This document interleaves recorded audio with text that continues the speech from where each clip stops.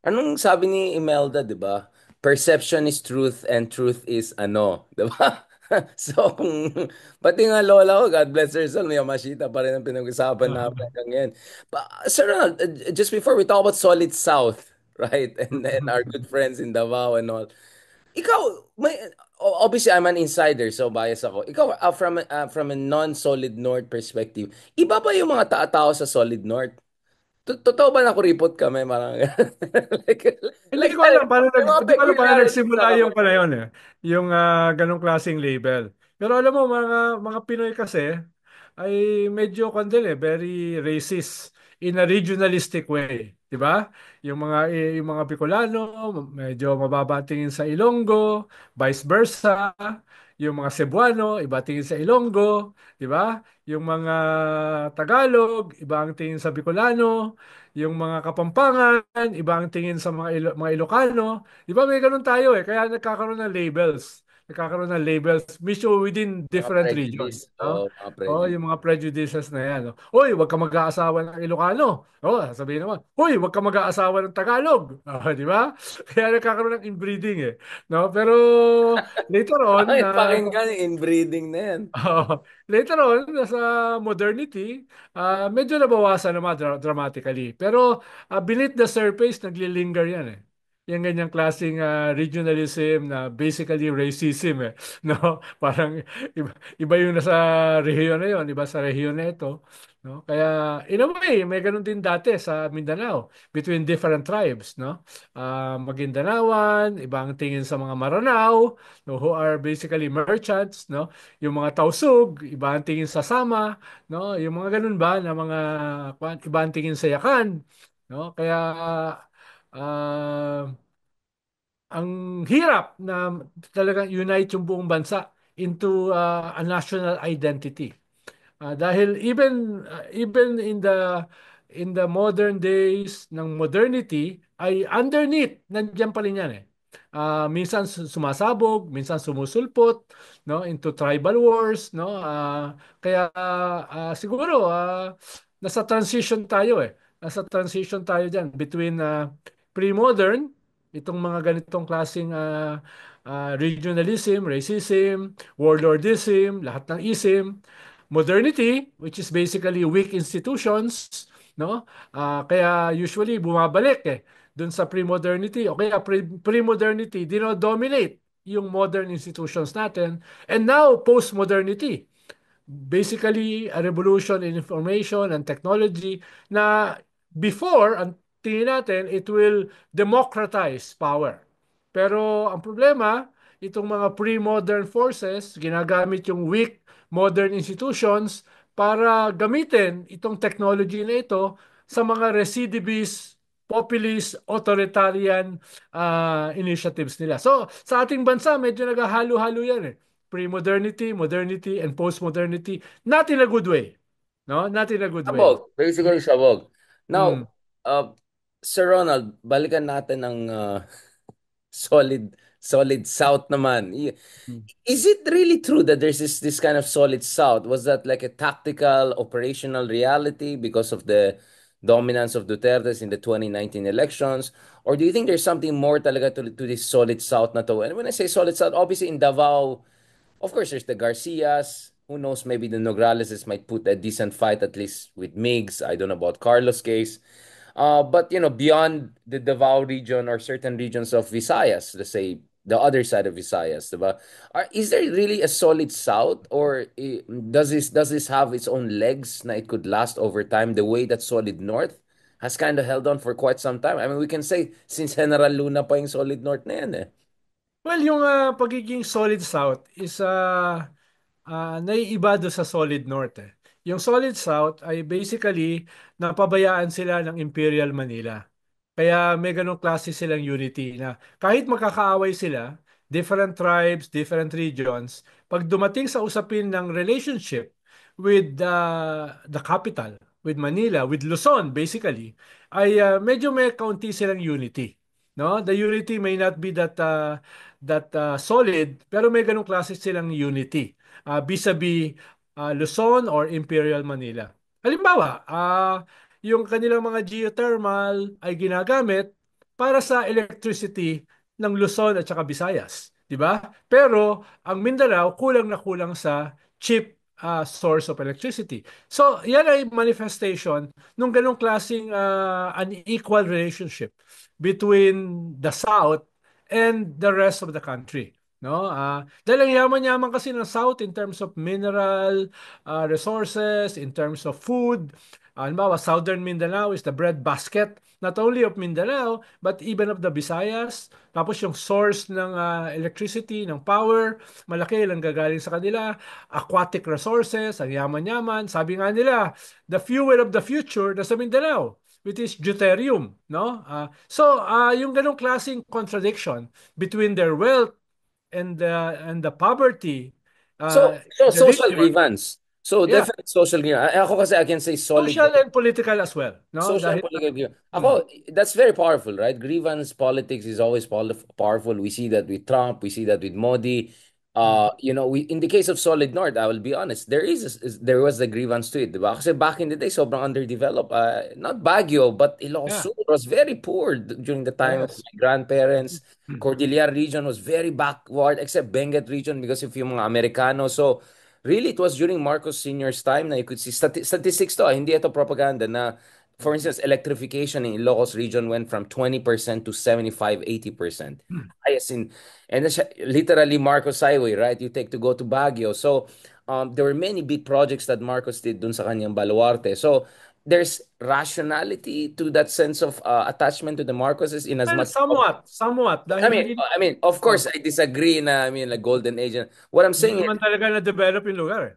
hindi rin Even, naman talaga, exactly. But my point is, there was a grievance. Marcos has weaponized that, kind of played into it. So mm, nagkaroon sila ng konting residual or more than residual solid North base. So ang basa ko, can the Dutertes or are the Dutertes doing the same? Kasi you could also argue that many of Duterte's Mindanao projects did not push through, yung Mindanao Railway Project, blah, blah, blah. But if you talk to people in Mindanao, they'll say, hindi, pero paano ni Digong, etong bridge projects, alam mo yung mga maliliit na mga projects sa mga maliliit na mm, probinsya, apparently, that got him a lot of political dividends na ngayon, mm, pinapamukha nila. And remember, Sara Duterte doon sa isang speech niya nung nag-resign siya, sabi niya, ang daming mga projects sa Mindanao na kinancel ni BBM.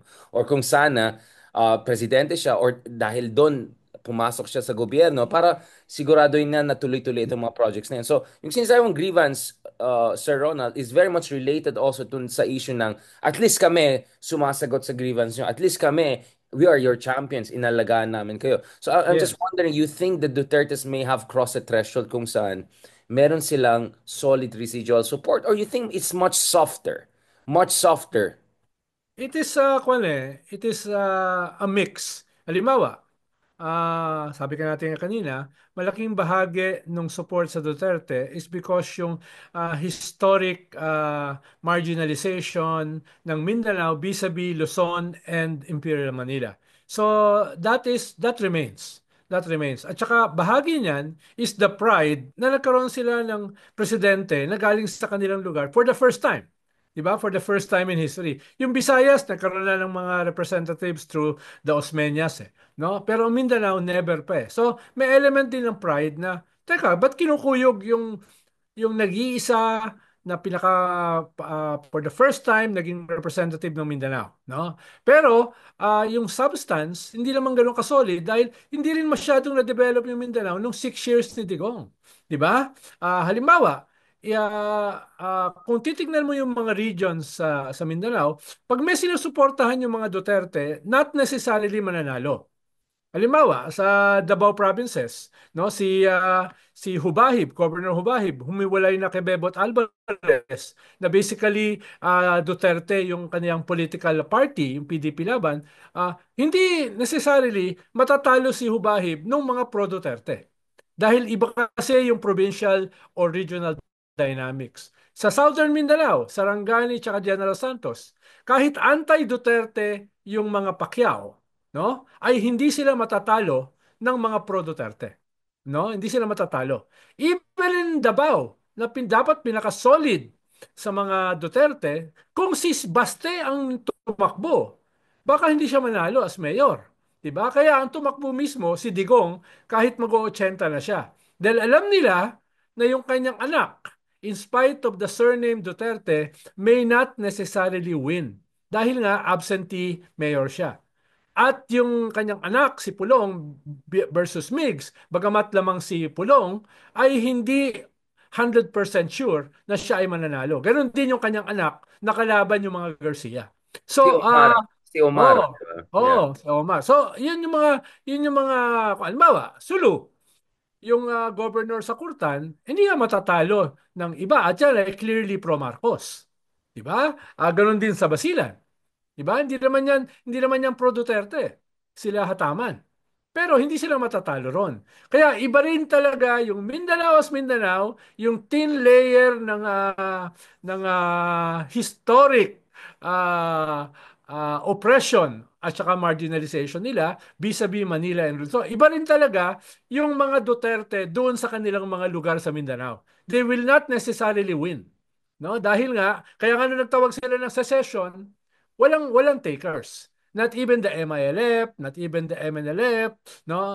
Not even yung Davao provinces ay sumakay dun sa call for secession. Dahil parang teka, iba 'yan, no? Iba 'yan. Iba yung galit namin sa Imperial Manila, sa Luzon. Iba yung kayo yung gagawin naming leader namin dito. Iba 'yon, no? Iba yung subiri sa region nila, iba yung mga ace barbers sa lugar nila, 'di ba? Iba yung mga kwal eh. Yung mga nasa barm, iba 'yan, no? Ibang dynamic siya. Kaya hindi diyan papasok na porke Duterte ay susundin nila.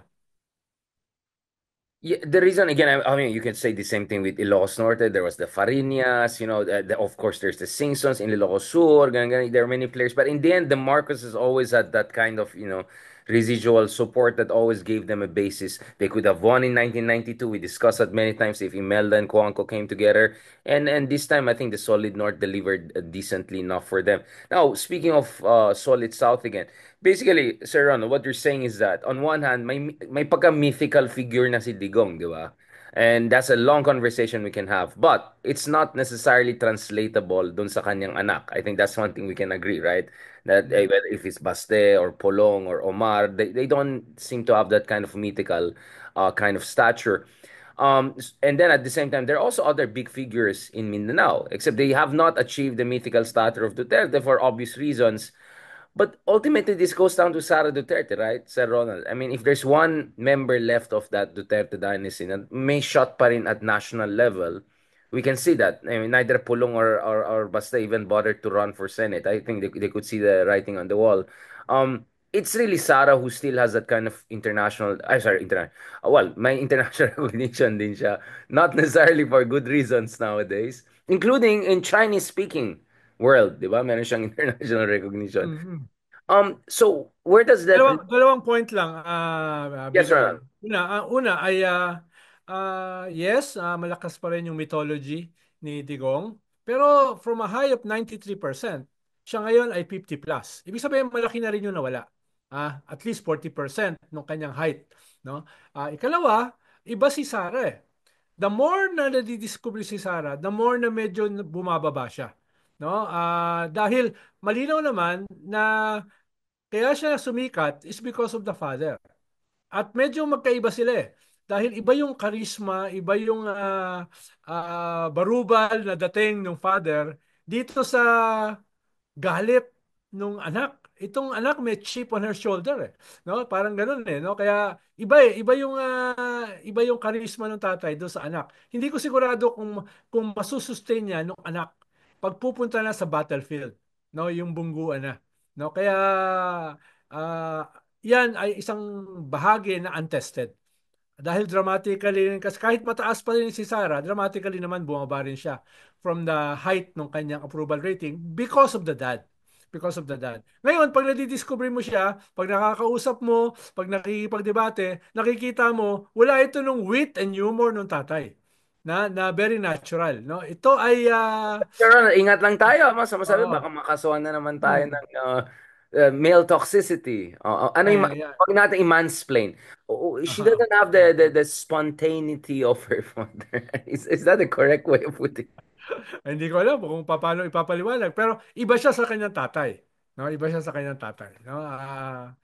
Yun yung kwan. Kung Yun na lang sabihin natin, iba lang that siya. is male toxicity, hindi ko sigurado dahil ikukumpara ko rin kasi halimbawa yung strength naman ni Lenny at saka ni Risa kumpara halimbawa do sa ibang mga members ng Liberal Party. No, so siguro yung lens ko lang ay hindi pa ganun ka-sophisticated katulad ni Richard. Well, sinama naman ako sa listahan. So apparently, I need also a DEI Kailangan daw natin ng workshop sa Ronald DEI training. But Mukhang si Gretchen, kailangan din. ayaw ko dyan. Uy, sige, si binabantayan niya ngayon si Pope. Kawawa nga siya. Gising siya Ayun. 24/7. Kasama niya si Kiniginaw. Kiniginaw. Cardinal Taglang kasama nila kanina. Yeah, mukhang hirap na hirap. Hindi yata siya yung Chinese na sanay. Hindi siya yung Chinoy na sanay sa lamig eh. Tropical Pinoy talaga si Gretchen. Going back to this, Sir Ronald, let's talk about Sara Duterte kasi hi, I don't know what numbers are going we're looking at. I'm looking at some of the numbers, of course, not only surveys but some of the analytics among other things. Um, Parang nagsa-stabilize na yung numbers ni Sarah to a certain degree. And remember, politics is always a relative game of, it's a game of relational, right? So it's always relative to others. So Yeah, dahil nagde-destabilize naman yung numbers ng eh, gobyerno. So, nag-i-stabilize naman yung numbers niya. But it can change overnight. No? Another incident, no? If the government can get their act together, halimbawa, itong bagong kaka-appoint pa lang na communications head nila, na-link agad sa isang scandal. Di ba? So, who's manning the store, no? well, I mean, at the same time, you have Claire Castro, a vlogger and ex-journalist, right? Yeah, She's yeah. on fire, right? I think she's doing Yes, pretty yes. well. So, Oh, kaya nga medyo kailangan nila ng supplemental call yan eh. eh. Kailangan nila ng Harry Roque, di ba? Yung ano, for lack of a better example, kailangan nila ng gano'n, ng attack dog, no? Katulad ni Claire, no? Kanya na, UST yan, no? UST yan, batch 89. Political science. Kaya proud na proud ka sa kanya. No, I mean, she's Hindi doing very naman. well. Pero pwede sa Bardagulan yan. No, I No? mean, she's doing quite well, in Hindi fairness. yan Arneo, hindi yan Arneo. Yeah, hindi siya RNA at medyo Bardugol. At grabe, ang daming galit sa kanya ngayon. Ang daming crosshairs. Lahat ng mga lasers ng digong nakatutok sa kanya. Yes. Which means na meron siyang epekto. Meron siyang impact, kaya galit sa kanya. She's, Ano sa atin? Dami rin galit sa atin. Hindi, tayo kasi parang ano na tayo eh. Tawag doon, parang gas-gas na tayo. Na. Yung mga fresh pa sila eh. Tayo medyo gas-gas na ng mga wounded, died in the wood types. But sir, let's go to the issue of impeachment. So, you were saying last time na nag-usap tayo, dapat idaan na ito sa grassroots level. And I heard there like million signature campaign, I don't know, 10 million signature campaign, People's Court kind of campaign. I was invited to the People's Court in The Hague last year. Kaya nandun ako sa Hague for something that had to do with, of course, yung international law, South China Sea, West Philippine Sea. Can you explain to people, of course, wala akong sinasabi na may involvement ka. I'm just saying to the degree that you know about these things, Sir Ronald. Can Alam you... ko, alam ko kasi nung panahon ng martial law, dahil nga sa lakas ng dictatorship, at dahil kontrolado niya lahat ng institutions of power, di ba? Yung assembly, no, yung Senate, etc. So, ang ginawa ng mga People's Movement, naglunsad ng People's Tribunal. 'Di ba? Para doon siya litisin yung mga crimes niya against humanity. Doon nga ginawa. Ngayon naman, ito ay ginagamit laban sa mga Duterte. No, na parang kung ang trigger nito was yung sabi ni Senate President Chis Escudero, may nagte-text sa akin na tatlo. That's not a clamor. No? At kinumpara niya si Heso Kristo kay Sarah na at least yung crucifixion ni Jesus may clamor. Ito kay Sarah, wala eh. No, sinabi niya gano'n. So itong mga religious, medyo nagalit. No, medyo nagalit na tingin nila, gusto mo ng clamor, then we're going to organize clamor. No, tactically, yung initial na sinabi nila, 1 million signatures. No, syempre, iba yung operationalization niyan. Ikalawa, ay ginawa nilang religious. Yung Salo Abo. Yun yata yung ginagawa a day before Ash Wednesday na sinusunog yung palm tapos yung abo ginagamit nila sa Ash Wednesday, yung panglagay sa noo sa krus. So dinikit nila yon na parang banat kay Chis Escudero na ginawang halimbawa o kinumpara si Jesus kay Sara at saka banat sa mga Duterte. Parang sinasabi nila, let us call evil evil. No? This is a battle between good and evil. Sa usapin ng extrajudicial killings, where 35,000 Filipinos ang pinatay extrajudicially. Sa usapin ng corruption, na ang simbolo ay si Piatos, no? Yung ganung klaseng impunity na tingin mo hindi ka mahuhuli, pwede mong babuyin yung confidential at saka intelligence fund mo. But it was more than that. Parmali, DepEd laptops, etc. No? At ikatlo, yung usapin ng China, yung betrayal of our national sovereignty, yung katrayduran. So parang pinagsama-sama nila yan, not only as a basis for impeachment, kung hindi para sabihin that this is a struggle between good and evil. No, yun yung dahil puro mga pare, pastor, madre yung humarap eh. Yesterday ba yun? So yun ang kinuha nila, a people's impeachment. Kung hindi gagawin ito ng Senado, kami na lang ang gagawa. Kaya yung call nila is basically, for now, to convene, no? To convene the Senate sa 19th Congress para hindi ma-technicality kung i-convene yan sa 20th Congress. Dahil na-transmit yan ng 19th Congress eh. Dapat magsimula siya or mag-convene sa 19th Congress na pwede mag-continue sa 20th Congress. Kinakabahan sila, baka ma-technicality sila. No? So yun yung isang habol nila, i-convene now. This is a constitutional mandate, a commandment, no?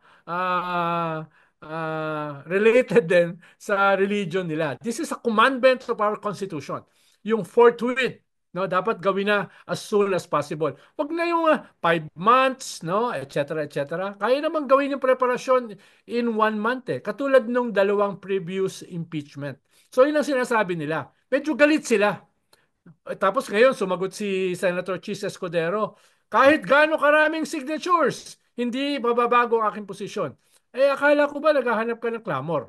Ngayong merong clamor, na, sasabihin mo, kahit anong clamor, wala akong Natakot gagawin. yata siya. Parang wait lang, wait lang. Oo. Parang be careful Oo. what you wish for nangyari siguro Oo. sa kanya. Pero ang maganda, sumagot siya.